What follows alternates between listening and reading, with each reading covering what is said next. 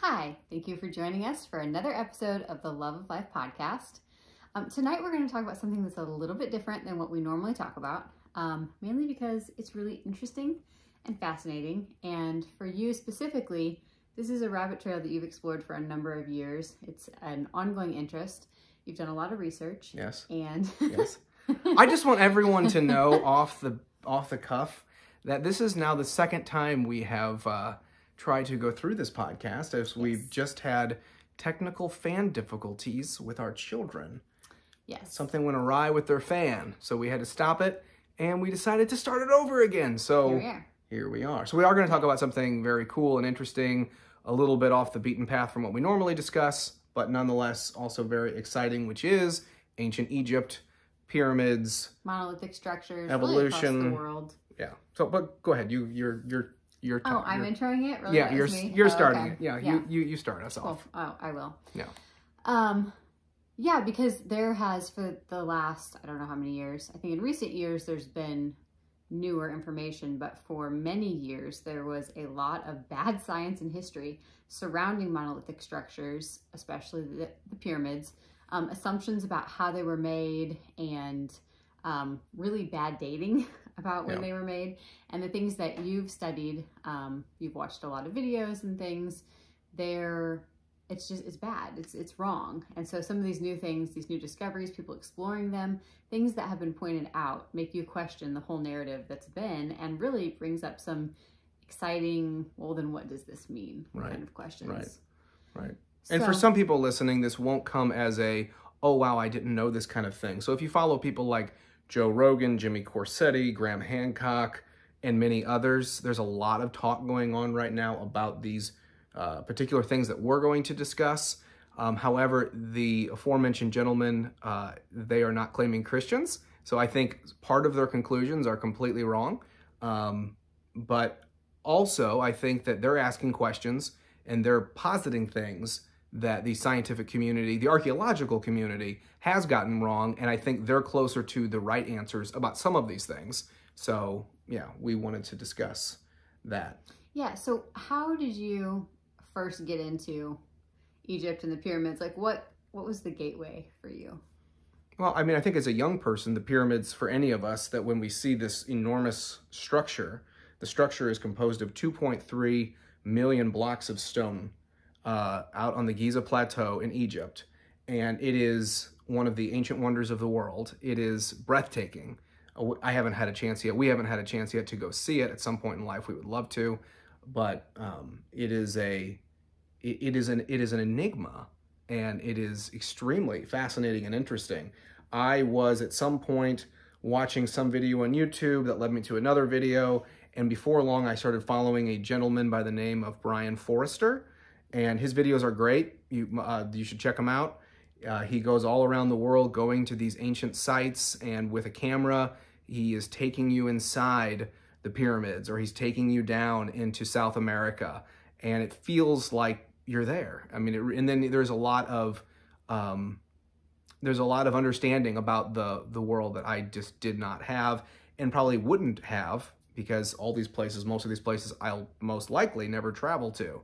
So I started following people like him, and yeah, it really started to open up my eyes to the ancient world that it's just absolutely fascinating that these structures were built, supposedly, the Great Pyramid in Egypt was supposedly built over a period of about 20 years of time. That's what they estimate. That could be right. If it is, that's incredible and impossible by today's standards to build a structure of that size, that magnitude, that quickly. And the fact that they still don't even know exactly how it was built at all entirely. A Japanese company back in the 1980s tried to replicate the pyramids, tried to build it stone for stone, tried to figure out, okay, how can we cut this? How can we build this? With their newer technology. With new technology that we have today. And they said after a period of either several months or perhaps a year, there's no way we can build and replicate the Great Pyramid. We don't know how they did this. This is beyond our understanding of basic engineering. So yeah, what are some of the things that make it such a marvel? Because like, you know, me being somebody that's seen it, it's like, oh, it's big, it's cool. Right. But you don't really appreciate. There's things that you miss because you see them in textbooks when you're a kid or whatever, or in a movie, and you're just like, oh, cool, the Great Pyramid. There it is. But no, these blocks are supposedly have been taken from the Aswan Quarry some, I believe it's several hundred miles away from the actual building site of the Great Pyramid. How big is a single block? They weigh several tons. The exact tonnage, I'm not certain. And obviously it'll probably vary from the stones, but they weigh several tons. And even the hypothesis that they were somehow floated down the Nile River in the boats that they had back then doesn't hold weight. No pun intended. It doesn't hold water, and it doesn't hold the weight either, because it would have sank to the bottom. They have tried to say, I believe it was hauled by elephants at a certain time, and it's just like, it's silly. You know, it could not be done without either some form of ancient technology or my personal view of Genesis 6 is that the Nephilim were giants, literal giants, and perhaps literal giants helped and aided the Great Pyramid. And there may be other spiritual forces of darkness that could have helped. Some of this is just theorizing here. We'll come back to that a little bit because that also kind of talks about the timeline. But, okay, so these stones are from a quarry that's several hundred miles away, which is already like, how could they do that? And we watched a video not long ago where somebody with like a train was trying to move huge stones. Enormous cranes, enormous bits of machinery. We're trying to lift... Just like one. We're trying to lift like one, and it wasn't even as heavy as certain stones that they were able to lift somehow and move several hundred miles. It like crushed the train. It wasn't even a train. Okay. It was enormous trucks with the biggest wheels in the world and what we have today, and it just completely crushed the truck. Or trucks were falling over because they couldn't carry they couldn't even carry the load a few inches. So it's just laughable that we look at the ancient past and we're like, yeah, those were done with stone tools and a chisel, because that didn't happen. But if you watch a PBS documentary in the last 20, 30 years, that is what they show. They'll actually show people out in the middle of the Giza Plateau, and there will be some archaeologist there who is some academic who has been, paid to say these things, to perpetuate this narrative of, here, if we just go ahead and use this all day, this piece of stone with this chisel, we'll be able to have like this smallest little indentation of indentation, of the stone cut, and it's minuscule. It's like a centimeter or less after several hours.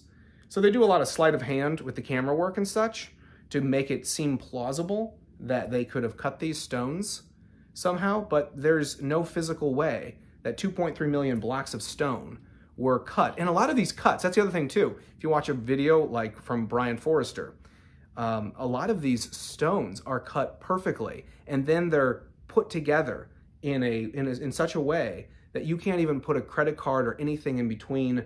They're so tightly packed together. Yeah, and they're not packed together with what is it?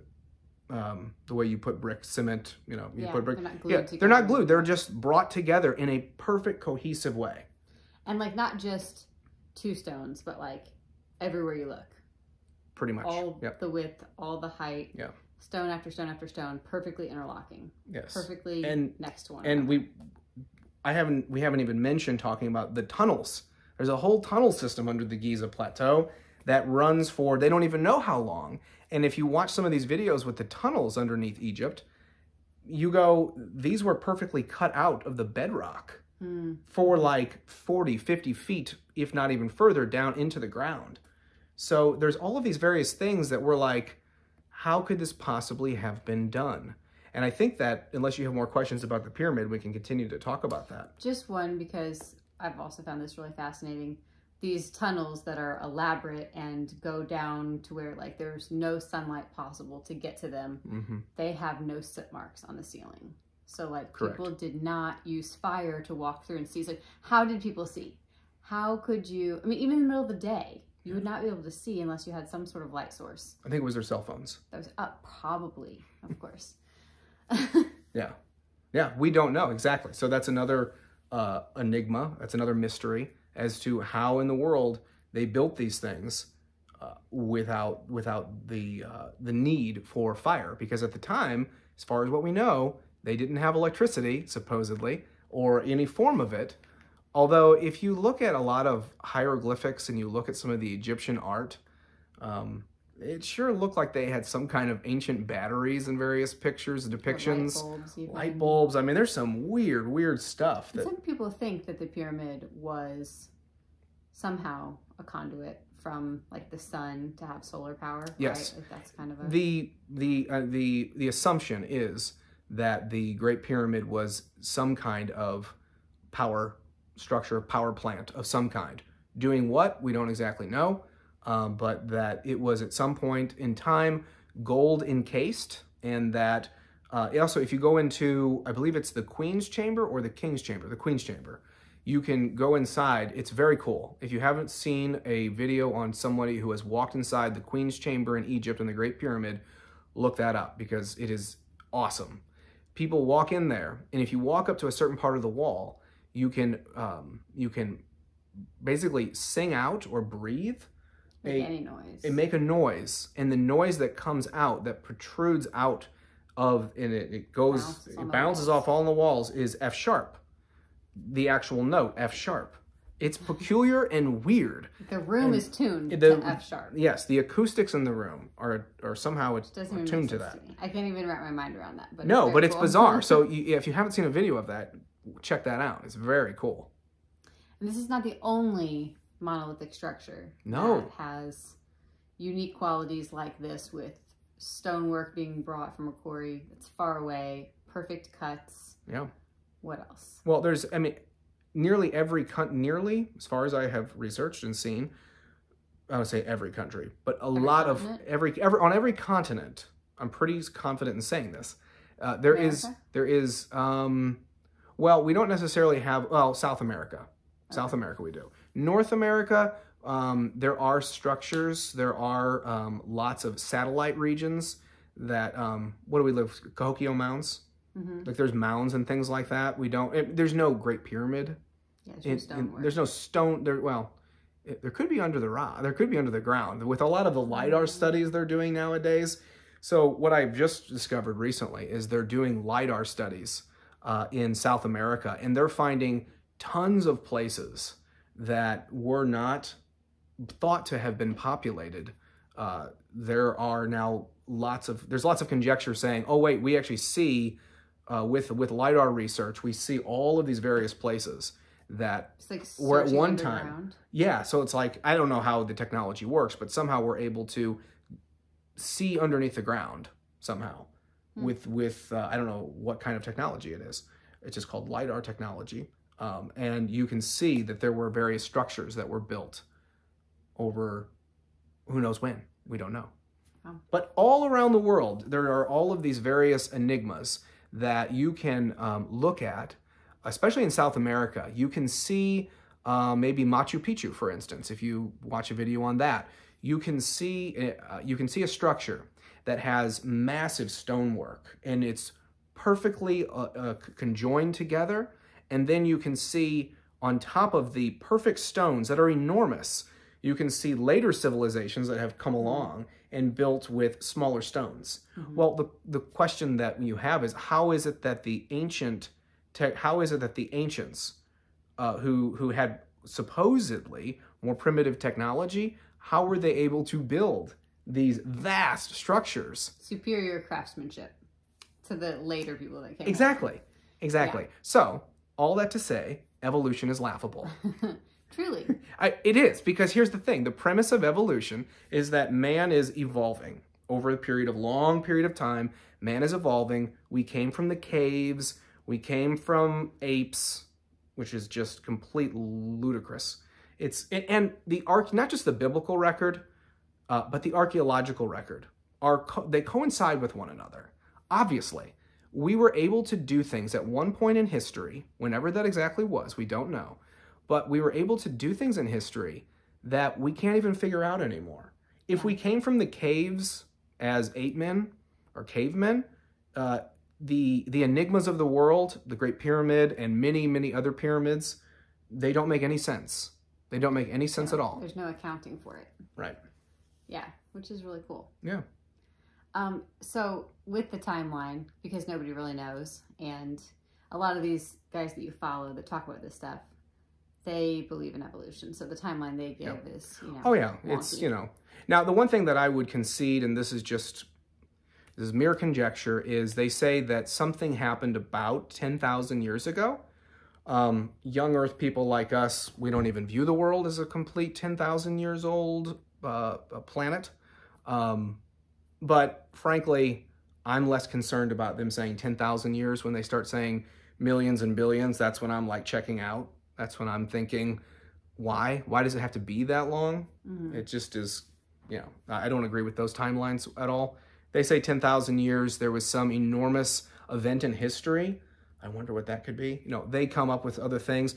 A lot of them are starting to concede, though, because they're finding in the records of not just the biblical record, but other records, mankind, that there was a global flood, a catastrophe that involved water, which is interesting because I've recently watched another video where someone has pointed out that in Egypt, that by the Sphinx, which is right next to the Great Pyramid, there is water erosion everywhere in there.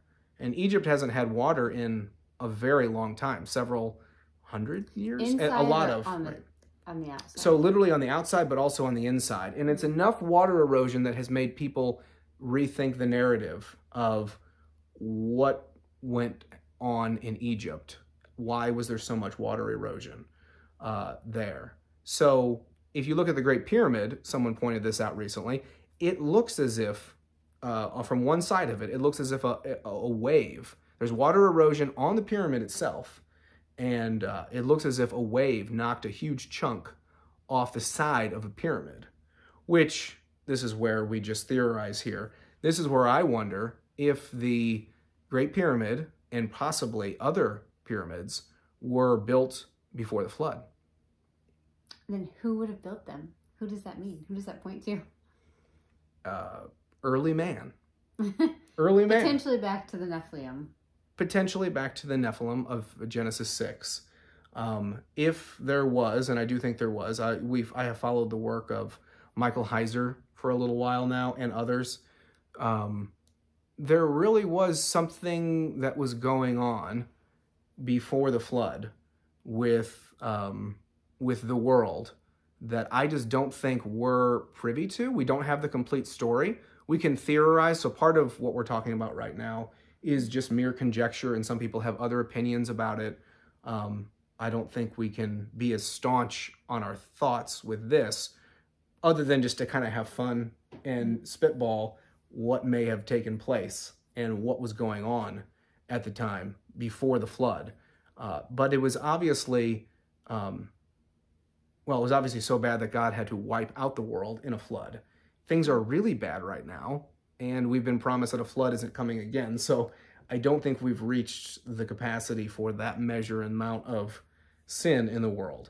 But all that to say too, is that with all of these various pyramids, so something, you've seen this, all of these pyramids, you've seen this, all of these pyramids reflect a similar type of technology, structure, which leads people to believe that there was communication that went on. That's another part of the archaeological record that people will not concede, is that mankind was disparate and didn't really have communication with one another. When you see similar building techniques all on over different continents, how would people all have over the world? How knowledge? could they have done that without saying, "Oh, we've seen this structure"? Did all of these people come up with essentially the same kind of idea to build a structure that is so similar in nature to one another? It points to shared learning. It points to shared learning. And I think that's the thing. Before the flood, there was probably a lot more shared information with one another. perhaps even why God confused the language of the world too. We did that at the Tower of Babel. So yeah, there was obviously some form of technology that mankind had back then that we're not privy to. We don't know what it was. Cool. We don't know how they built it. We think we're like the most connected digitally, virtually of any, but we might not be. Yeah. Might have been different. But yeah, I don't think they had Apple computers. Probably not. Just an assumption. Yeah. But maybe they had something even cooler. Maybe they did. You know? The other thing that's interesting, one theory of how some of the giant stones were brought is the anti-gravity theory.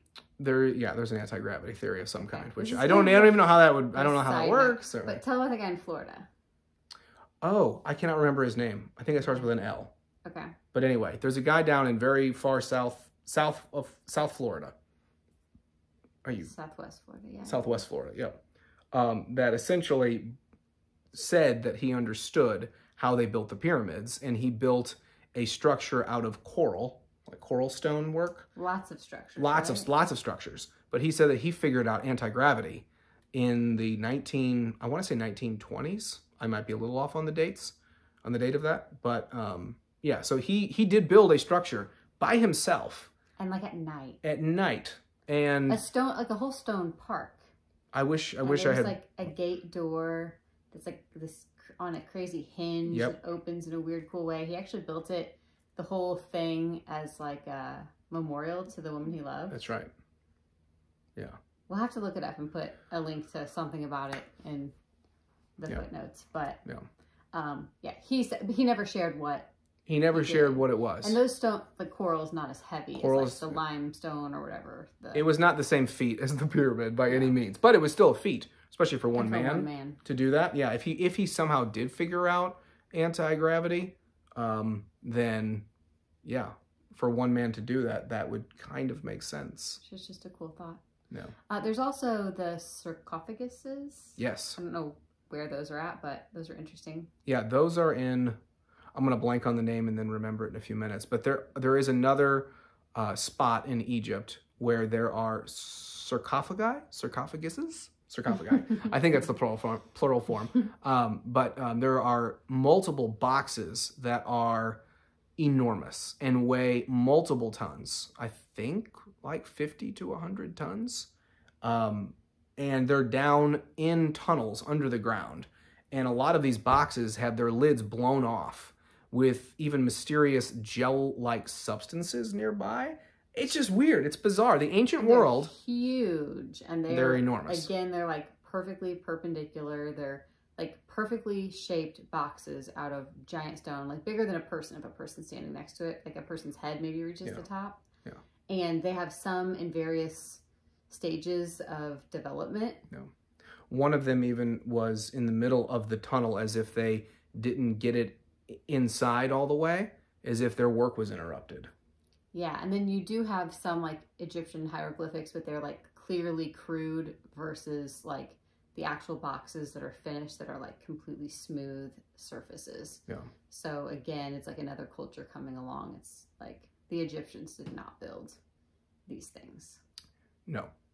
The Egyptians did not, and then another misnomer would be that somehow the Hebrew slaves built the pyramids, which is, you know, I don't think there's a lot of people that hold to that anymore, but that's pretty silly, because no matter how many slaves you got to do the work of the pyramid, the actual work itself technologically couldn't have been done by them. Yeah, and I don't even think it's not just the physical labor, and I don't even think they would have been able to do the physical labor of it, like without the technology, which I think came from another source. I think it came from another group of people before the Egyptians even got there.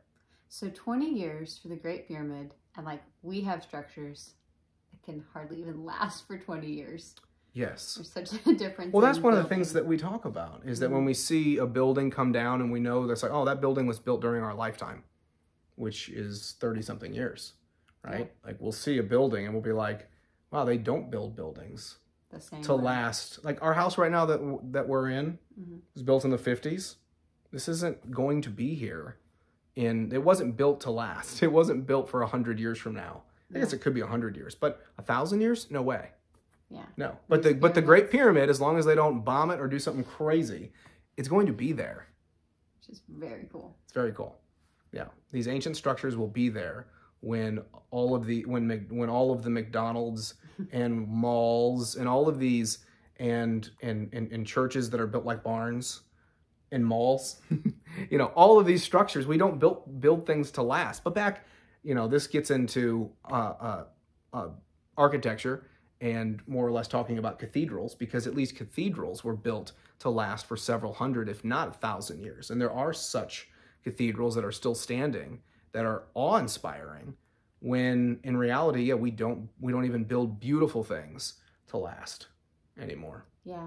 I mean, in other countries, you've got much older buildings that lasted a long time. But I just marvel at that too. Like the pyramid has been around for so long. Yeah. And bar, a crazy, I don't even know if there's sinkholes in Egypt. I don't know. Bar a war, something of that nature. They were buried and Napoleon found them, right? Yeah. He rediscovered them. He didn't find them, but he rediscovered them. Everything was buried except for like the top of the Sphinx. And that also, right, was like changed.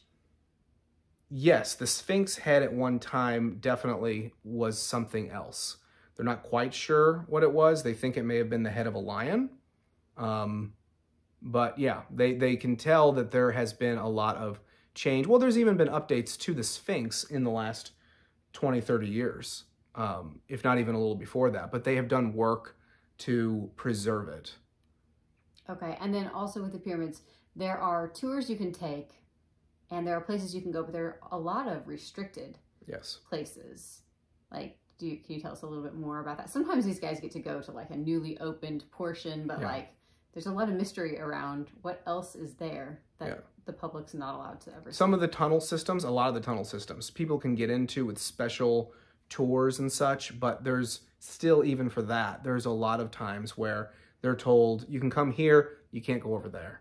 And you're just like looking, if you're watching it on a YouTube video, you're looking at a literal guard, like a wall or like a dungeon. What is it? Like a door. Like a door, right? Like an iron gate. An iron gate. And so it's there, and you're like, oh, they can't go beyond. Like, you can't know what's in there, which is fascinating. It's like, well, I want to know what's in there. Yeah. But yeah, there's a lot of restricted areas as well. So interesting. So maybe you'll go and do some research on Egypt and other monolithic structures after this. But I think it's interesting, and I think that the people that are exploring them now, the way that, even though a lot of them don't get it right, but the presuppositions that have been applied to this just don't hold water. They just don't stand up. Really, you can have all these great, even like they can admire these structures and go, clearly these weren't built with hand tools. They can see all these things, but then they still can't see like these were, like, evolution doesn't stand when you look at these. It doesn't make any sense. People that lived long before us knew smarter things than we know now. Like, that doesn't correlate with the theory of evolution. So they can still miss some of the greater implications about the world and how it was made and all those things. But I mean, you're really left, if you're an evolutionist, and I don't want to put words in their mouth, but if you're an evolutionist, I would surmise you would have to start with the alien narrative. I mean, it makes sense to me that they would come to the conclusion, well, if mankind couldn't do this because he was too primitive, then some, alien planet somehow landed here and did this, or helped us, or aided us. Why are aliens more plausible than believing in demons? It's bizarre. Or angels. Well, I mean, we were watching Rogan not too long ago, and Rogan had Tucker Carlson on, and Tucker Carlson just mentioned the supernatural. He was like, the supernatural world is real, and it is most likely what is behind aliens and the UAPs and stuff like that. And Rogan was like, whoa. What makes you say it's a supernatural? Like, he was totally taken aback about the supernatural. Oh, supernatural. Why? Because it implies a creator. It implies angels, demons. It implies something in the spiritual realm that somehow is a complete offense. And then, aliens are less scary because they would be aliens are also created like us in our world. For the materialist who only really believes in this world, nothing truly outside of it, then yeah, it makes sense that they would say, well, you know, it's aliens, or what else could it be? You know, and I don't think Rogan actually says it was aliens, but he's taken aback by just the mere mention of the supernatural. But then he had Terrence Howard on. I showed you a minute of that bizarre, crazy interview. And the stuff that was postulated by Terrence Howard is scientifically stupid and dumb. And Joe's like, whoa, dude, tell me more, man. Less dude. Drugs. He needs less drugs. Like, wow. Maybe we can do some ayahuasca later. I don't know. Yeah. I mean, it's just like, it's ironic and unbelievable to me that somebody can be, you know, so off.